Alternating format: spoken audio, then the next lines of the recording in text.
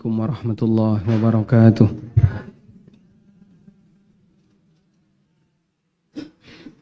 Alhamdulillahi rabbil alamin. Wassalatu wassalamu ala ashrafil mursalin Nabiyyina wa maulana Muhammadin wa ala alihi wa sahbihi ajma'in. Wa ashhadu an la ilaha illallah wahdahu la syarikalah. Wa ashhadu anna Muhammadan abduhu wa rasuluh sallallahu alaihi wa ala alihi wa sahbihi wa man tabi'al huda ila yaumiddin. Alhamdulillah, puji syukur kita haturkan kehadirat Allah Subhanahu wa taala. Pagi ini kita akan mengawali kajian dengan format yang baru yang diselenggarakan oleh Majelis Taklim An-Nahl, dan yang biasanya ada di Gerdu atau di apa? Pendopo, Joglo. Sekarang kita pindah ke masjid agar jamaah bisa lebih banyak. Ini yang tetangga asli masjid ada nggak? Yang warga sini ada ya? Walhamdulillah. Sudah dapat izin belum ini, Bu? Oh, dipersilahkan. Alhamdulillah. Baik. Mudah-mudahan nanti menambah keberkahan dari masjid ini, dan semoga Allah Subhanahu wa taala memberikan pahala yang berlimpah bagi yang sudah wakaf. Nah, kita mau bahas, kalau pengantarnya itu judulnya buku umur yang kedua, tapi katanya belum disepakati, sehingga untuk sementara nanti pengantar terlebih dahulu. Bapak Ibu yang dimuliakan Allah Subhanahu wa taala, menyadari kita ini adalah umat Muhammad sallallahu alaihi wasallam yang dinyatakan oleh Nabi sallallahu alaihi wasallam umurnya itu antara 60-an sampai 70-an. Beliau bersabda, "A'maru ummati ma baina sittin ila sab'in." Umur umatku itu antara 60-an sampai 70-an. Wa aqallu man yatajawazu dzalika.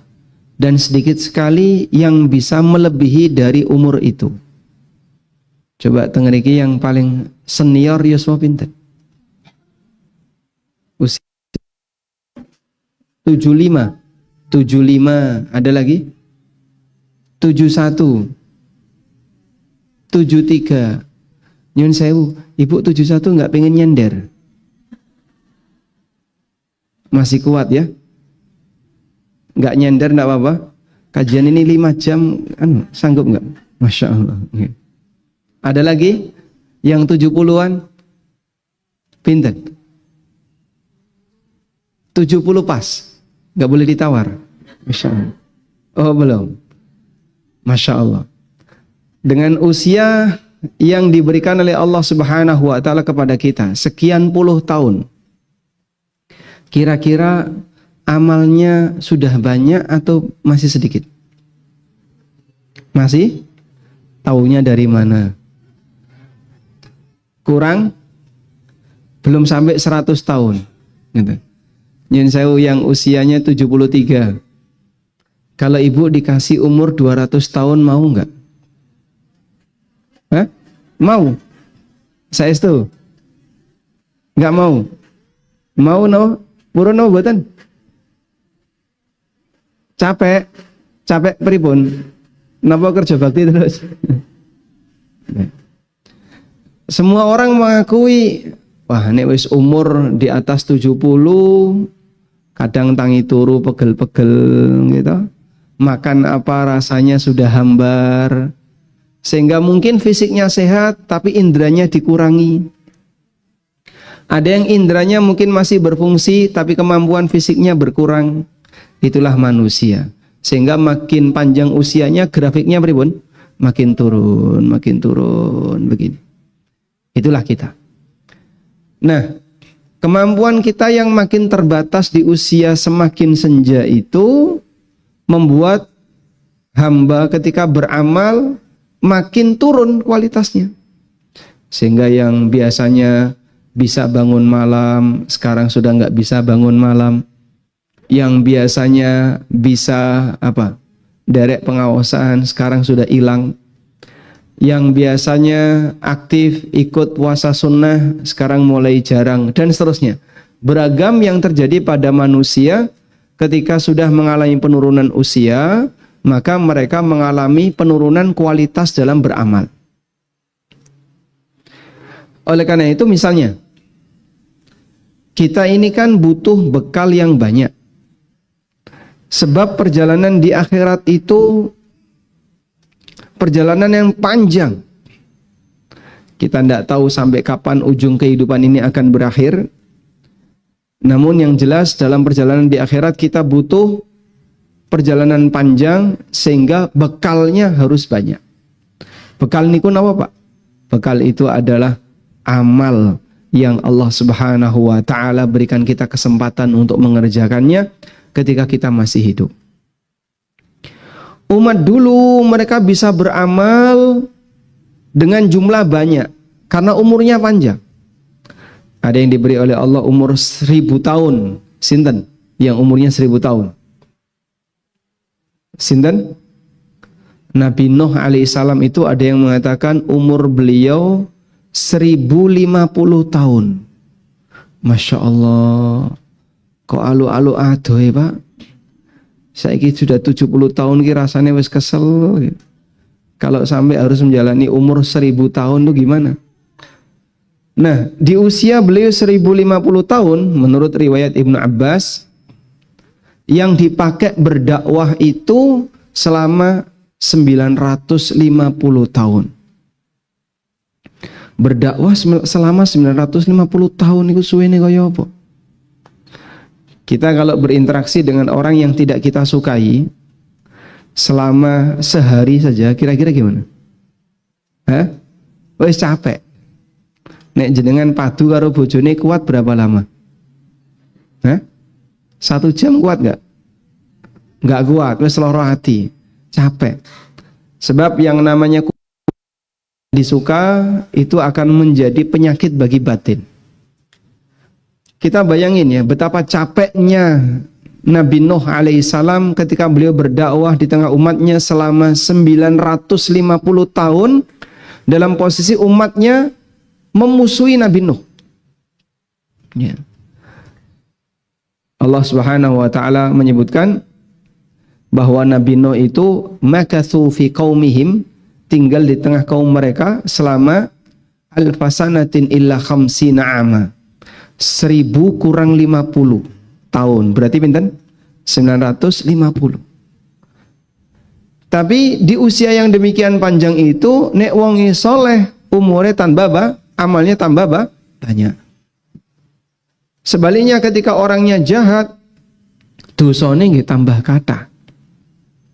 Orang mukmin Subhanahu wa ta'ala umur yang panjang dan dia bisa memanfaatkan umur itu untuk melakoni ketaatan, maka pahalanya akan makin banyak.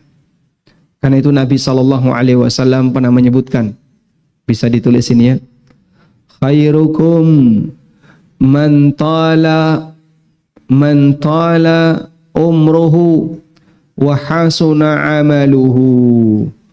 Orang yang terbaik di antara kalian adalah manusa sing dawa umure apik amali. Baik. Loh Pak, tapi kan yang namanya umur kita tidak bisa menentukan, betul?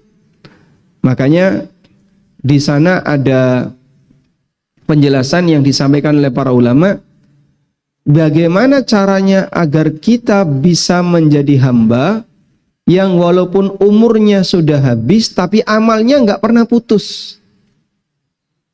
Pripun? Umurnya sudah habis, ini umurnya habis niku pripun? Meninggal. Tapi amalnya tidak pernah putus. Tegasnya pripun? Amalnya terus mengalirkan pahala. Apa ada Pak seperti itu? Ada. Demikianlah kebaikan yang diberikan oleh Allah Subhanahu wa taala untuk umat Nabi Muhammad sallallahu alaihi wasallam, sehingga Allah sediakan kepada mereka umur yang terbatas tapi ada amal yang tidak pernah putus pahalanya. Baik. Seperti itulah yang disebut oleh para ulama dengan sebutan umur yang kedua. Napa niku umur yang kedua? Umur di mana seorang hamba bisa mendapatkan pahala walaupun dia sudah meninggal dunia.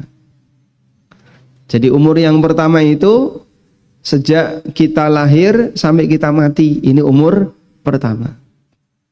Sepanjang kita lahir sampai kita mati, ada banyak sekali lika-liku kehidupan yang kita jalani ketika di dunia ini.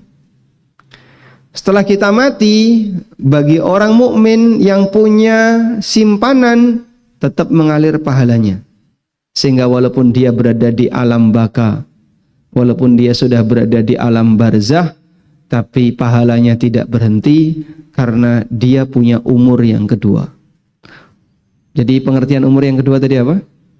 Umur di mana kita bisa tetap mendapatkan aliran pahala walaupun sudah meninggal dunia. Ibaratnya wis pensiun tapi saentuk gaji. Dia sudah leren dalam beramal karena orangnya sudah mati, tapi gajinya tidak putus. Orang kalau diberi pensiunan itu seneng nggak? Seneng. Perjuangannya berapa lama untuk bisa mendapatkan pensiunan itu? Ya? Selama berapa tahun? 60 tahun. Berarti nyambut gawe ket lahir. Perjuangannya berapa lama orang bisa mendapatkan pensiunan? Sekarang pensiun yang paling pendek usia berapa? 50? 58. 58 pensiun ya. Itu yang pensiunan di mana? ASN. Nggih. Nek ustaz itu pensiunnya kapan? Ra entuk pensiun. Pokoknya yang penting kue urip, kue kudu kajian. Baik. Jadi orang berjuang dari mulai dia keterima sebagai aparat mungkin di usia 24 tahun ya, sampai 58 tahun. Berarti kurang lebih dia menjadi abdi negara selama 34 tahun atau 32 tahun. Terus baru setelah itu dia dapat pensiunan. Itu pun potongan gaji dibandingkan dengan gaji terakhir dipotong berapa persen? Hah? Ada yang mantan ASN nggak di sini? Potongannya berapa? Hanya tinggal 50%. Diperjuangkan selama 30 sekian tahun. Nah, kita terus pahalanya pengen mengalir terus. Itu butuh perjuangan berapa lama, Pak? Tidak ada batas waktu.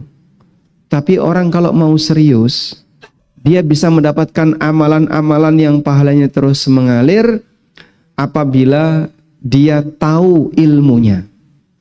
Karena tidak semua amalan itu pahalanya mengalir. Kita ulangi ya. Bagi mereka yang mau belajar dengan serius, di sana ada ilmu tentang amalan-amalan yang pahalanya terus mengalir.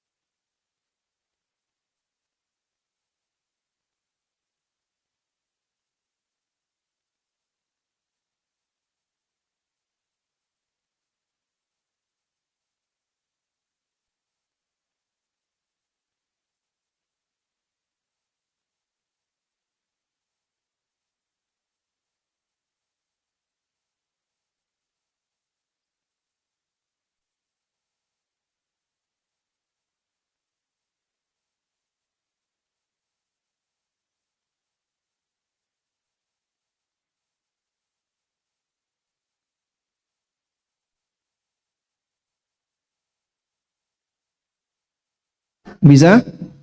Caranya pripun? Hah? Allah Maha Kuasa atas segala sesuatu.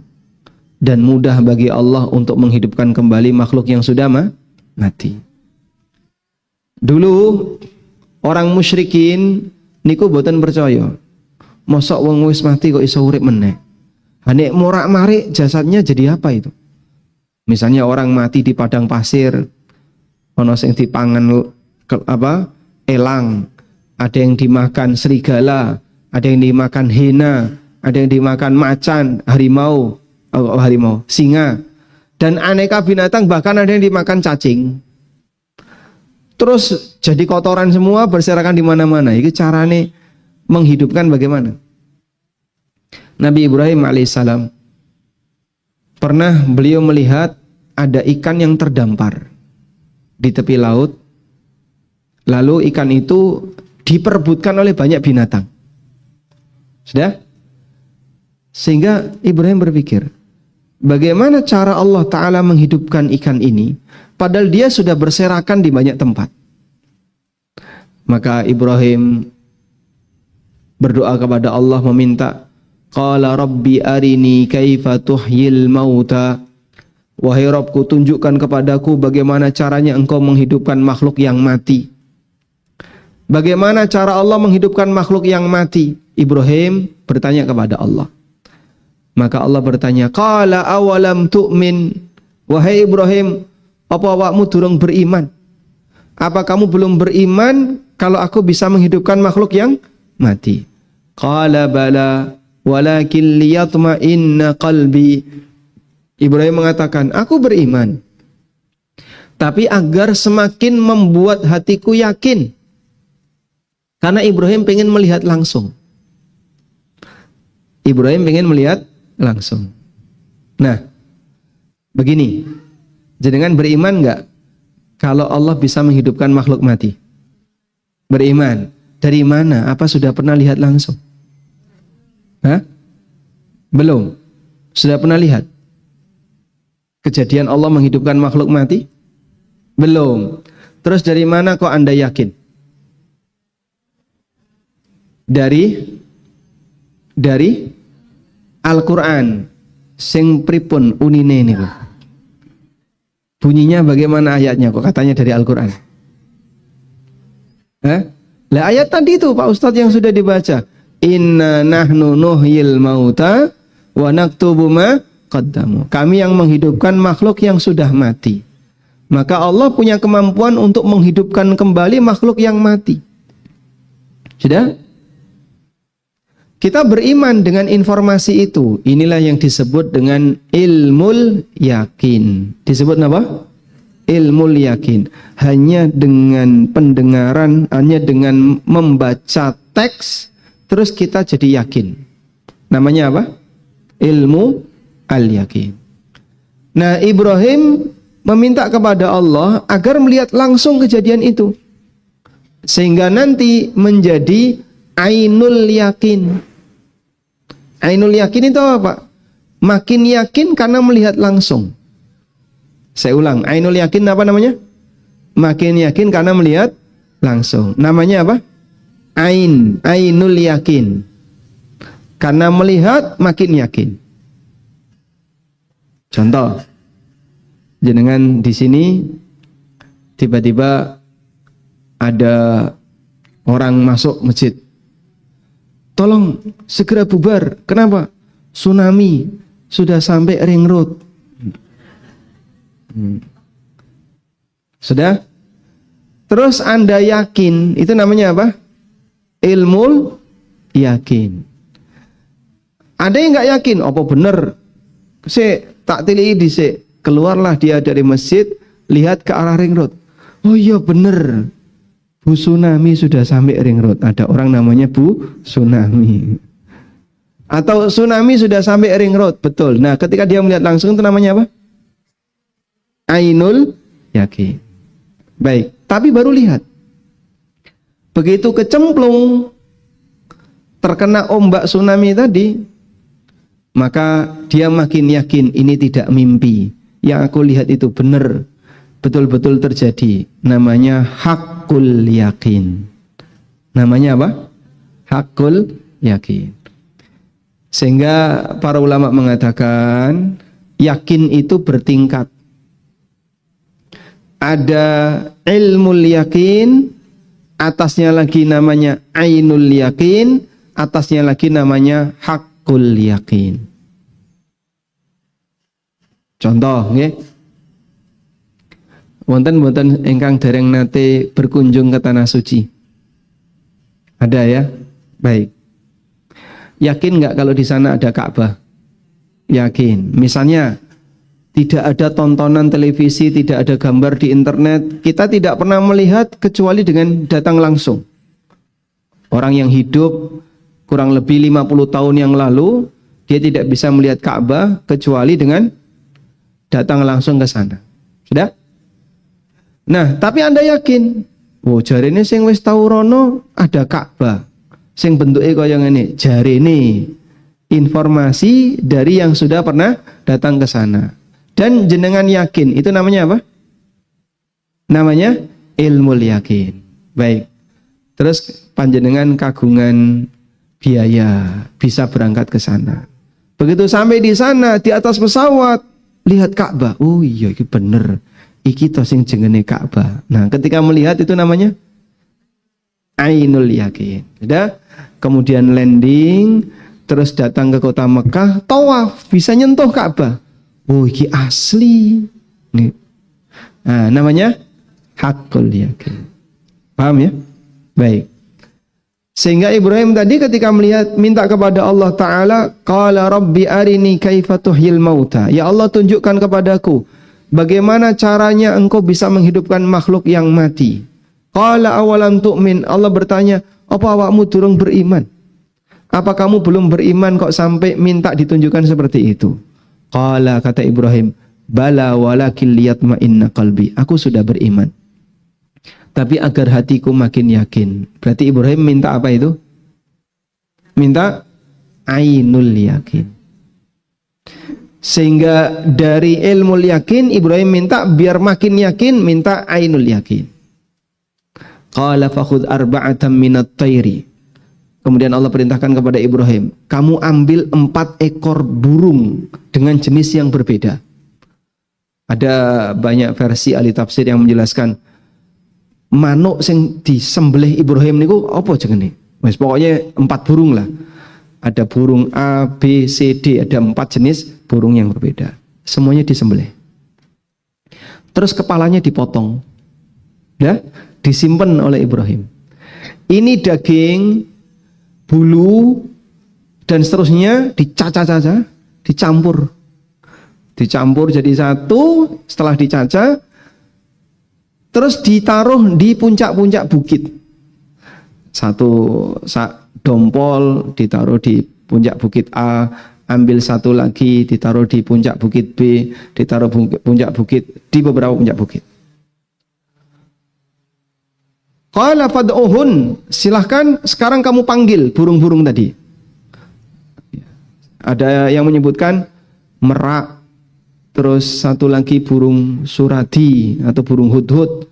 Ada yang menyebutkan satu lagi burung apa, pokoknya intinya 4 jenis burung. Ya, panggil, wahai merak. Nah, maka tiba-tiba daging, darah, bulu yang tadi sudah dicacah-cacah terbang. Terus menyatu sesuai dengan asalnya. Sehingga dagingnya merak kumpul karo daging merak, kumpul kalau balungannya merak. Darahnya merak kumpul dengan dagingnya merak. Utuh jadi merak yang berjalan. Fad'uhunna ya'tinaka sa'ya. Allah katakan, panggil mereka, dia akan datang kepadamu dengan bergerak cepat. Maka mereka datang kepada Ibrahim tanpa kepala. Urip niku. Ono pitik melaku tanpa kepala. Ya. Kira-kira nek jenengan nyawang kaya ngene pripun? Hah? Dijugo napa lari? Hah? Kula biasa lho ngeten niku. Sudah mateng. Masya Allah. Itu enggak jalan ya. Tapi sudah mateng, datang dengan sendirinya. Nggih. Lanjut. Berikutnya, Ibrahim alaihissalam memegang kepala 4 burung tadi. Ketika dikasih kepala yang bukan pasangannya, nolak. Ora iso menyatu. Begitu dikasih kepala yang pasangannya, menyatu. Terus urip mumbul, terbang. Masya Allah. Seperti itulah mukjizat yang Allah tampakkan kepada Nabi Ibrahim alaihissalatu wassalam. Wah, berarti nek sakniki ana sing duwe kaya ngono niku pripun, Pak? Oh, nek niku sihir. Kalau itu sih sihir, karena tidak ada manusia yang mampu memberikan nyawa. Sehingga manusia tidak mungkin bisa melakukan seperti ini. Tidak? Oleh karena itu dalam kondisi ketika ada tayangan di televisi atau pagelaran-pagelaran sihir dan seterusnya, itu hanya tipuan mata. Saya masih ingat dulu waktu masih SD ya. Itu pernah nonton karena ada acara bazar gitu ya. Terus ada orang sulap-sulap niku. Ada orang sulapan itu ngilang dia. Jadi dimasukkan ke dalam box gitu. Kemudian disulap. Nah, ketika dibuka tabirnya hilang dia. Ada juga orang yang dipotong kepalanya terus ditaruh di baki, dikelilingkan. Dipasang lagi, hidup lagi. Dulu gak ngerti kalau itu sihir, dan sebenarnya mata kita disihir oleh para penyihir. Baik, sekarang kita lanjutkan. Nah, disinilah Allah Subhanahu wa Ta'ala menunjukkan kepada hambanya bahwa Dia mampu menghidupkan kembali makhluk yang sudah mati, walaupun berserakan di mana-mana. Kita besok akan mati dan seluruh jasad kita berserakan di mana-mana. Oleh karena itu, sebagai bagian dari prinsip, jangan sampai kita berbuat dolim kepada orang lain, karena kedoliman itu tidak pernah dilupakan oleh Allah, dan nanti kita akan dimintai pertanggungjawaban, dituntut oleh orang yang bersangkutan.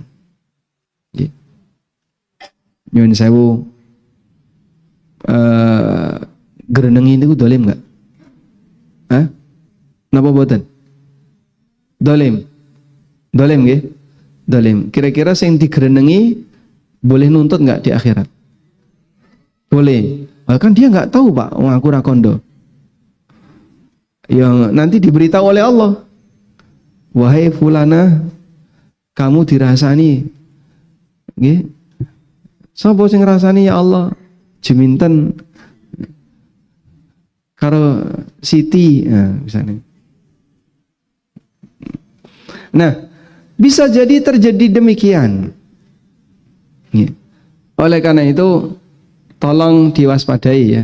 Jangan sampai mati sangu dolim, dosa dolim yang belum diampuni oleh Allah, yang belum minta maaf, karena perbuatan kedoliman tidak akan pernah dilupakan oleh Allah. Allah Ta'ala berfirman, وَلَا تَحْسَبَنَّ اللَّهَ غَافِلًا عَمَّا يَعْمَلُ الظَّالِمُونَ. Ojo sampai awakmu menyangka bahwasanya Allah akan melalaikan, melupakan perbuatan yang dilakukan oleh orang yang dolim. Contohnya dolim niku napa, Pak? Ya, itu tadi yang paling banyak gerenengi orang. Coba bisa nggak punya komitmen sehari tanpa gerenengi? Hah? Pripun? Pripun? Saged? Insyaallah ya. Coba ucapkan sebagai komitmen. Bismillah. Saya berjanji tidak akan gerenengi hari ini dan selamanya. Tak sanggup ya? Masya Allah. Angel.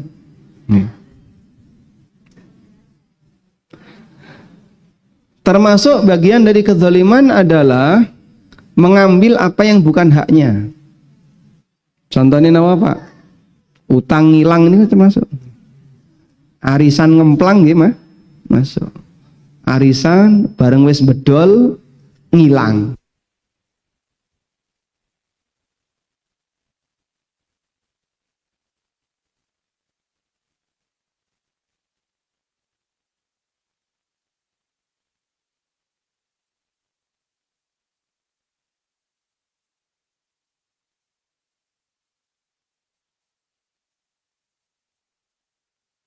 Ada anak perempuan tapi dapat jatah warisan ngelebut anak lanang. Padahal dulur lanang kalau dulur wedok, saudara laki dan perempuan jatahnya pinten? Hah? 2:1. Wonten mboten? Saudara wedok njaluk podo. Pokoknya aku kudu sakmene, podo kabeh iki ya anak. Lah itu contoh ya. Masih banyak aneka kezaliman yang dilakukan oleh sebagian orang disebabkan karena dia nggak sadar aturan. Baik. Nah, Allah Subhanahu wa taala menegaskan di ayat yang tadi, "Inna nahnu nuhyil mauta." Sesungguhnya kami hidupkan makhluk yang sudah mati. Wa naktubu ma qaddamu, dan kami catat apa yang telah mereka kerjakan. Kami catat apa yang mereka kerjakan. Yang dicatat apa? Amalan. Tidak hanya amalannya, wa atharahum, termasuk dampak dari amalan juga dicatat. Maka Anda bisa tulis, Allah mencatat dari hamba 2 hal. 1, amalan hamba. 2, dampak dari amal hamba. Terus nek wong niku ngelakoni amal elek berdampak buruk, melakukan amal buruk berdampak buruk, lalu diikuti oleh orang lain, maka dia nanti mendapatkan dosa dia sendiri dari amal perbuatannya, ditambahi dosanya sinten? Orang yang mendapatkan dampak buruk dari perbuatannya. Contohnya napa, Pak? Contohnya nggih, orang yang memprakarsai perbuatan maksiat, sing mengawali perbuatan maksiat, maka dia ketika bermaksiat berdosa. Ditambah dosanya setiap orang yang mendapatkan dampak buruk dari perbuatannya, maka yang bersangkutan mendapatkan dosa. Baik, contoh niki rada sensitif ya. Jenengan siap buatan mendengarkan? Siap insyaallah ya. Tarik nafas dulu. Nyun sewu. Kalau wong lanang nyawang wong wedok tidak pakai jilbab, ya, lihat aurat ya. Niku sing dosa sinten?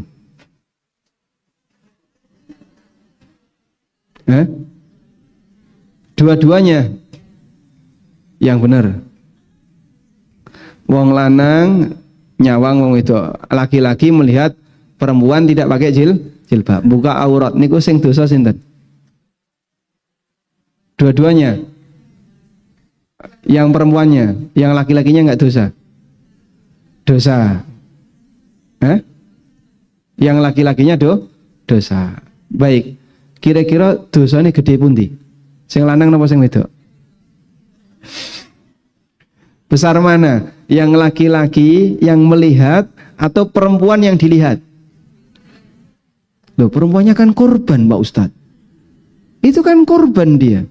Terus yang laki-laki kan pelaku. Kenapa dia lihat? Lah kowe kenapa diler? Pripun? Nggih, pripun, Bu? Dia harus memalingkan pandangan. Aku kudu merem.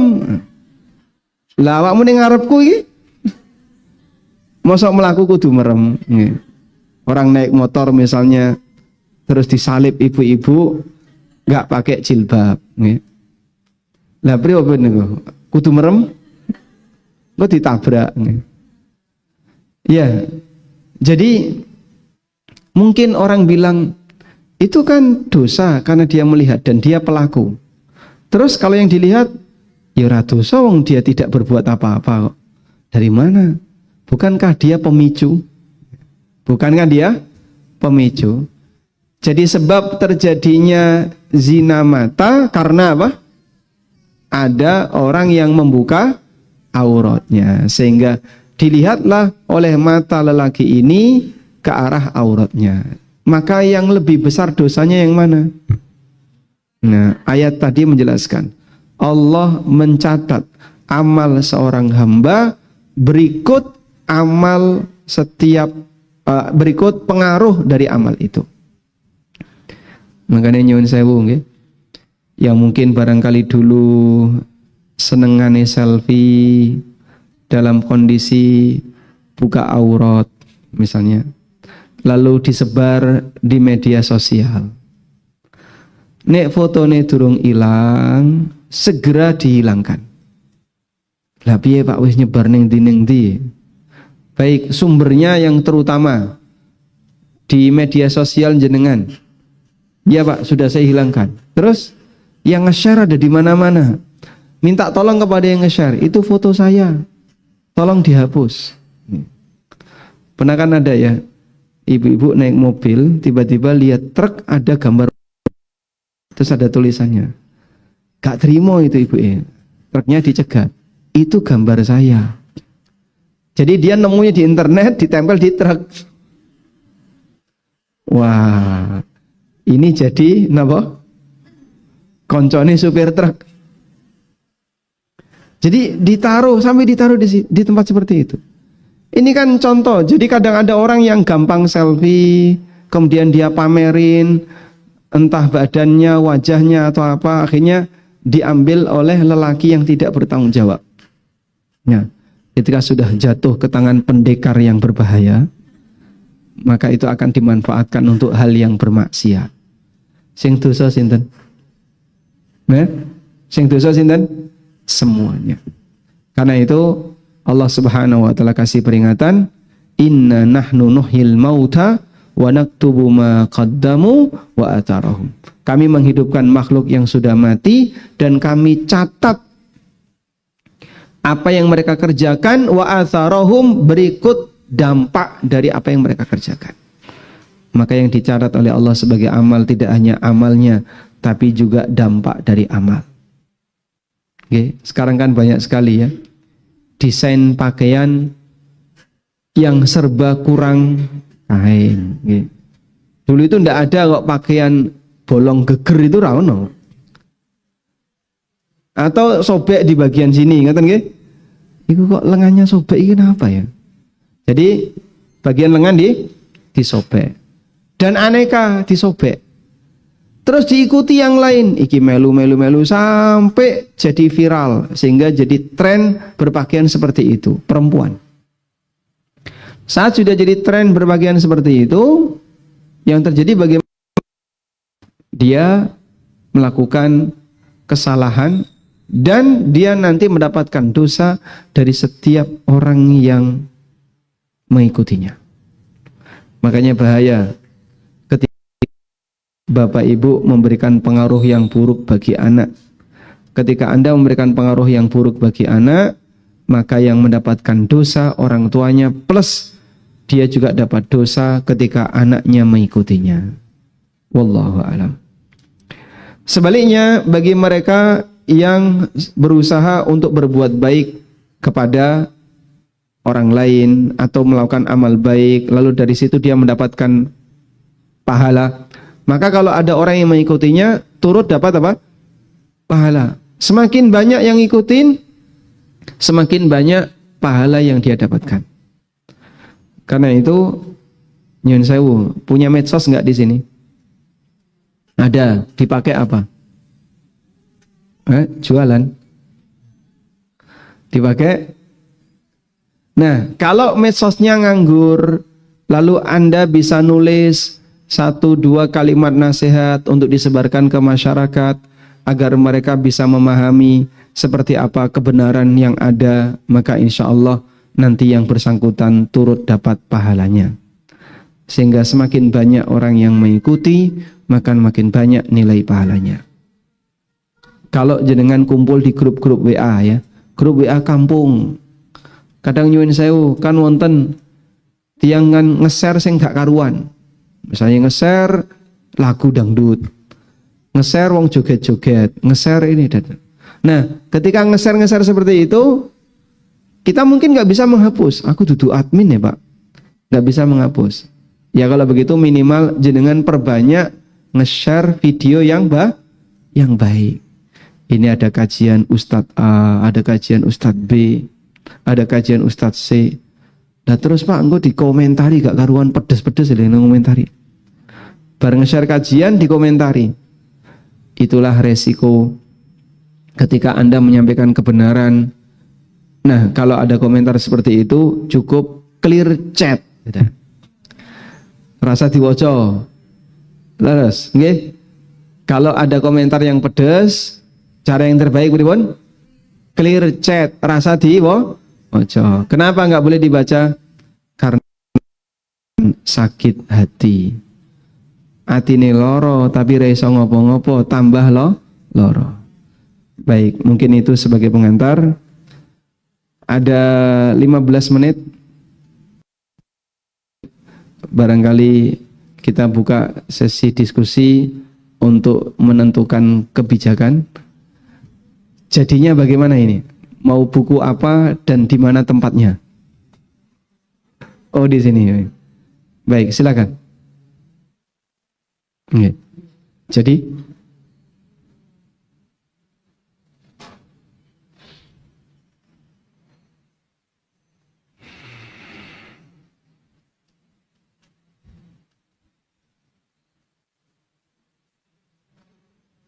Waalaikumsalam warahmatullahi wabarakatuh. Umur kedua.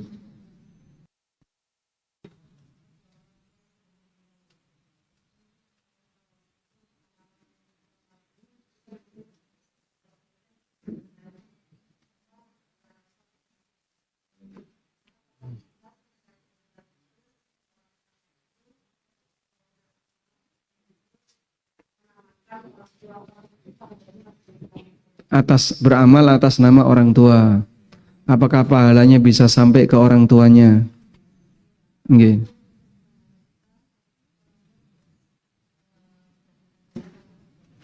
Orang tua apakah turut dapat pahala karena baik. Baik. Tentang menghadiahkan pahala untuk orang yang sudah mati. Jenengan bisa catat seperti ini. Ngirim pahala untuk orang yang sudah mati, bisa atau tidak? Bisa.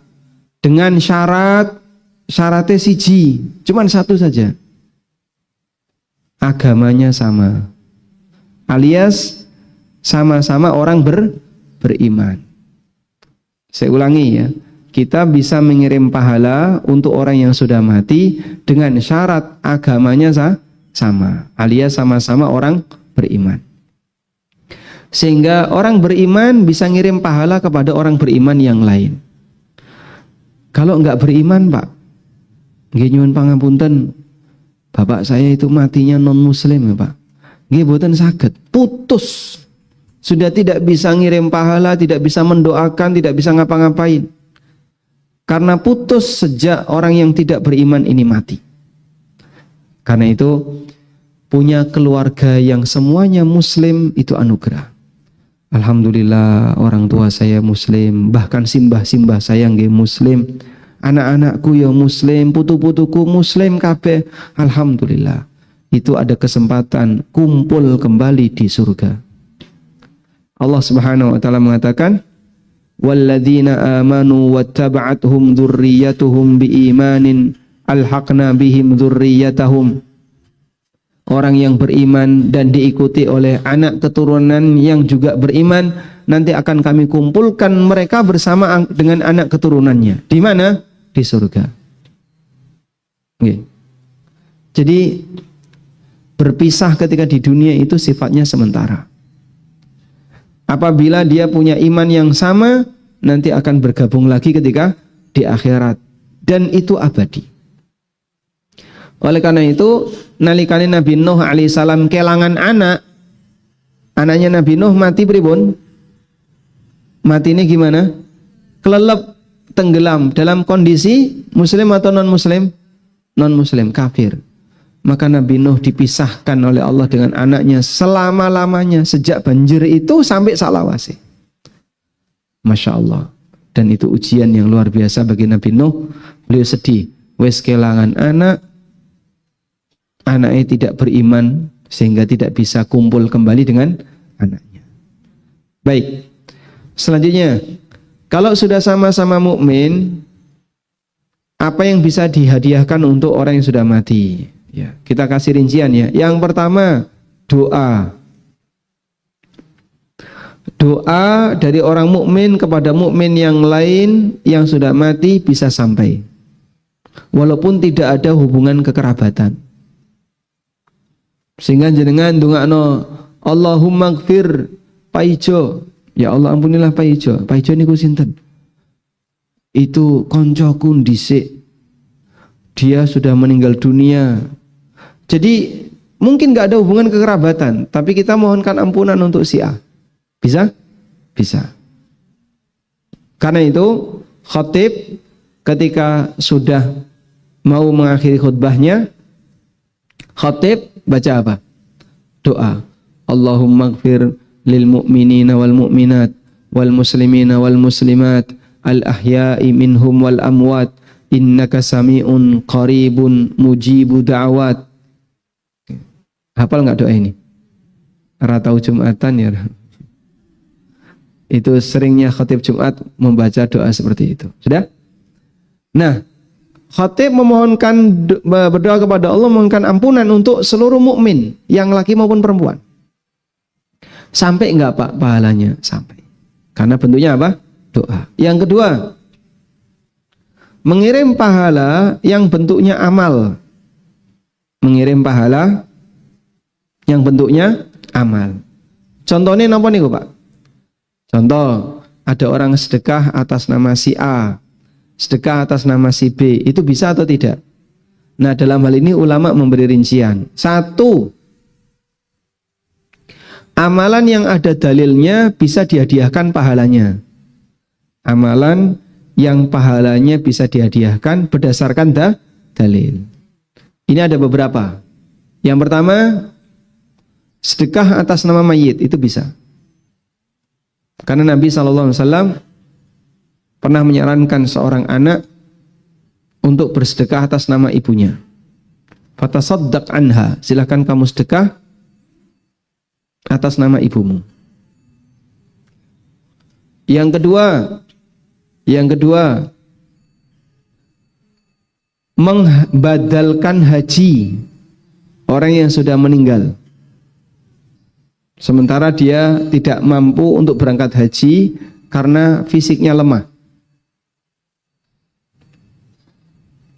Yang ketiga, puasa atas nama mayit. Apabila mayit punya utang puasa qadha atau utang puasa nazar. Ya, walaupun dalam hal ini ulama beda pendapat. Apakah puasa qadha bisa dipuasakan oleh orang lain ataukah cukup bayar fidyah ketika orangnya sudah meninggal? Ada yang mengatakan boleh dipuasakan oleh orang lain. Misalnya Ramadan, bapak dulu tidak puasa selama 10 hari. Wes, bapak tak posoni. Akhirnya anaknya puasa qadha atas nama bapaknya. Tapi pendapat yang benar tidak perlu seperti itu. Cukup bayar fidyah. Bapak nggak puasa berapa hari? 10 hari. Kamu bayar fidyah 10 hari. Sambut? Baik. Ini amalan-amalan yang pahalanya bisa dihadiahkan kepada mayit berdasarkan dalil dari hadis Nabi SAW. Berikutnya, ada amalan yang pahalanya dihadiahkan untuk mayit tapi diperselisihkan oleh ulama apakah bisa sampai atau tidak. Ulama beda pendapat. Contohnya apa Pak? Contoh, menghadiahkan bacaan Al-Quran. Jadi misalnya keluarga ngundang satu RT, monggo mangke kumpul tenggen kula. Ada apa? Kalian kalau bisa membacakan surat Al-Baqarah untuk bapak saya. Wah, ora sanggup nih Al-Baqarah. Nek Yasin gimana? Yasin ku terlalu pendek ya. Saya mintanya Al-Baqarah biar dawa. Ya wis, Yasin karo Al-Baqarah double. Tapi beseke ya kudu gede. Nggih. Pernah lihat kayak gitu? Ada orang yang ketika meninggal itu yang hadir yasinan rame. Ada yang sepi. Kenapa? Tergantung besek. Nggih. Nek sing mati ku wong sugih sing teko rame. Kan nanti pasti pemberiannya bagus. Nek sing mati wonge rada ora sugih, sepi. Nggih. Terus Bu ngeten niku. Masyaallah. Ya. Nah, saya ulangi, menghadiahkan bacaan Al-Qur'an untuk orang yang sudah meninggal ada dua pendapat di sana. Ada yang mengatakan tidak boleh dan tidak sampai. Tidak boleh dan tidak sampai. Ini pendapat yang disampaikan dalam madhab Syafi'iyah dan Malikiyah. Syafi'iyah dan Maliki dalam hal ini sepakat bahwa menghadiahkan pahala untuk mayit itu tidak sampai. Yang kedua mengatakan bahwa menghadiahkan pahala untuk mayit pahalanya bisa sampai. Dan ini pendapat Hambali dan Hanafi. Begitu? Terus saya harus pilih yang mana Pak Ustadz? Ya monggo, jangan mau pilih pendapat. Saya pilih yang Malikiyah, berarti tidak sampai. Saya pilih Syafi'iyah, berarti sampai. Wallahu a'lam. Gitu. Baik, selanjutnya.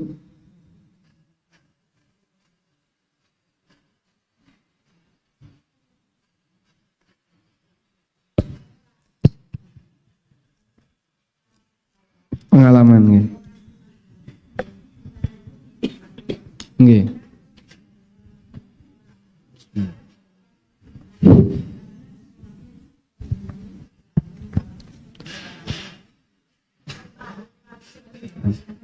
Berapa lama beliau nggak sholat ketika sakit?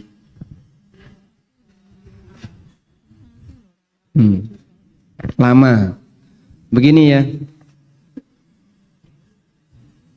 Kalau orang itu sudah hilang akal alias pikun, misalnya ibu sudah berusia 80 tahun, tapi niku pun boten kiblat ya Pak. Maksudnya pripun? Wis ra eling apa-apa, kadang arep nendi mbok Jumatan. Oh dina Selasa kok Jumatan to mbok. Dan itu perempuan karena dulu mungkin dia sering Jumatan. Sini ki Selasa Jumat kok iki kok malah Selasa. Wis mangan rong piring pun dereng. Durung ya aku urung dikai mangan padahal sudah makan dua piring. Itu kenapa? Penyakit demensia, pikun tuh. Maka yang seperti ini sudah tidak lagi wajib salah. Yang kedua, akalnya masih ada tapi gerakan fisiknya terbatas. Pak Ustadz, ini kok mau ngeloro-loronen, hanya bisa tidur di atas ranjang. Lah terus niku sholatnya pripun? Ya sagete. Bisa nggak dia diajak sholat? Nggih niku wangel karena sakit. Jadi ketika diajak sholat baru dapat 2 rakaat wis turu. Tapi akalnya berfungsi. Cuman karena fisiknya yang lemah, jadi gampang merem. Ya enggak apa-apa. Yang penting pokoknya dia sholat sebisanya. Nah nanti disarankan yang bersangkutan jadi makmum sehingga ada yang jadi imam, yang sakit ini jadi makmum. Wallahu a'lam.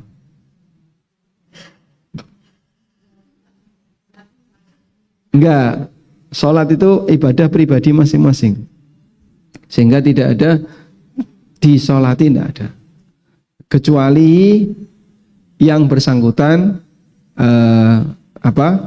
melakukan amal harta. Nah, amal harta seperti itu boleh diwakilkan.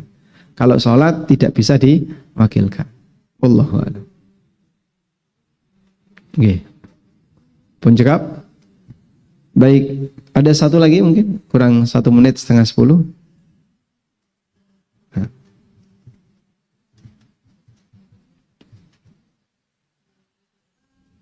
Baik, silakan.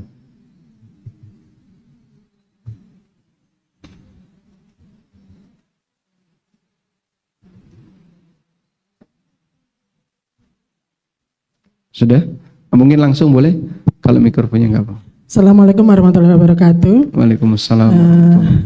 Mau tanya Ustadz, tadi tentang warisan ya. Itu tadi kalau perempuan harusnya dapat 1, laki-laki dapat 2 gitu kan. Nah ini kalau ada kejadian seperti ini, orang tuanya sudah meninggal, warisannya akhirnya nggak rebutan, gitu kan? Iya. Akhirnya sampai ke pengadilan. Saya gitu. pengadilan, Ya. saudaranya berantem. Ya, alhamdulillah sekarang udah rukun kayaknya gitu. Alhamdulillah. Tapi akhirnya berdasarkan pengadilan itu, akhirnya laki-laki dan perempuan sekarang kalau memang dari pengadilan itu sama. Iya. Semuanya dapat. Kalau anak 5 ya diporo 5, anak 10 diporo 10 gitu. Dapat dengan nilai yang sama.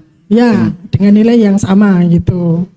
Gitu. Nah, terus ini kalau pihak perempuannya itu dikatakan dolim atau tidak, karena itu keputusan dari pengadilan. Nah, dari pengadilan itu kan otomatis dia udah tahu-tahu tuh dapat sertifikat bahwa itu atas nama si A, si B, si C misalnya gitu loh. Oh gitu. Ini akhirnya gimana kalau seperti ini dikatakan termasuk yang dolim itu atau tidak, atau harus mengembalikan kepada yang sedulure lanang gitu misalnya. Ji. Terima kasih Ustadz, itu aja. Assalamualaikum warahmatullahi wabarakatuh. Waalaikumsalam warahmatullahi. Ya, jika memang diputuskan di pengadilan tapi tidak sesuai dengan hukum Allah, ya boleh kita sebut itu dolim. Nah, kue menang, oh tapi kan sudah jadi keputusan pengadilan. Keputusan pengadilan kan karena kamu yang gugat di sana. Padahal sebenarnya kamu tidak berhak.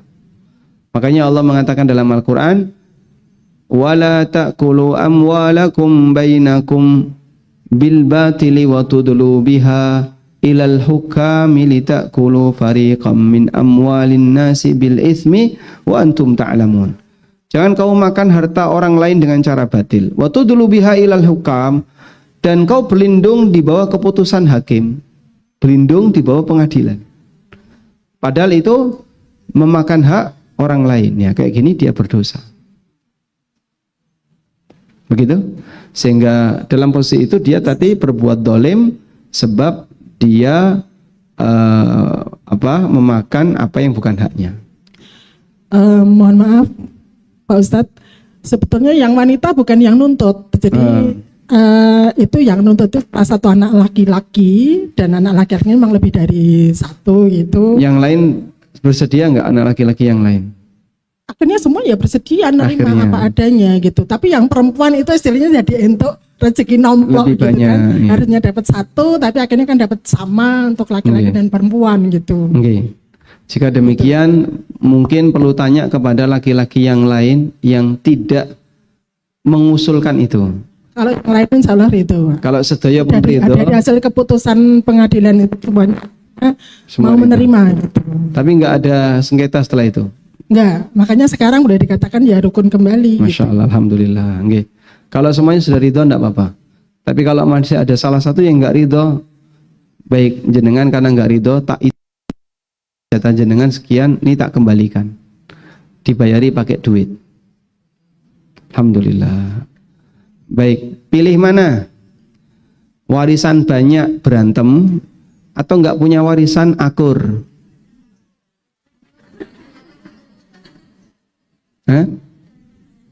Nggak ada pilihan itu. Warisan banyak tapi berantem padu, atau warisan tapi akur. Akur walaupun nggak dapat warisan. Ada nggak yang selama hidupnya nggak dikasih warisan orang tua? Nggak punya warisan orang tua. Dan bukan disebut sebagai anak yang baik atau orang tua yang baik ketika anak harus dapat warisan dari orang tua. Kalaupun nggak dapat warisan nggak apa-apa. Baik, pencekap. Demikian yang bisa kita bahas. Semoga bermanfaat. Untuk berikutnya, insya Allah pertemuan selanjutnya akan ada bukunya, insya Allah. Saya tadi lupa untuk membawa. Wassalamualaikum warahmatullahi wabarakatuh. Wa akhiru da'wana anil hamdulillahi rabbil alamin. Wassalamualaikum warahmatullahi wabarakatuh.